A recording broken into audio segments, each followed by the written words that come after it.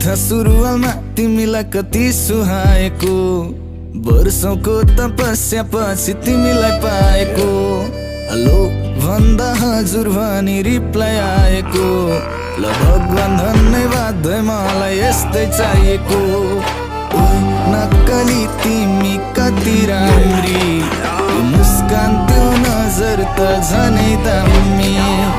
ओइ नक्कली तिमी कति राम्री, त्यो मुस्कान त्यो नजर त झनै दामी।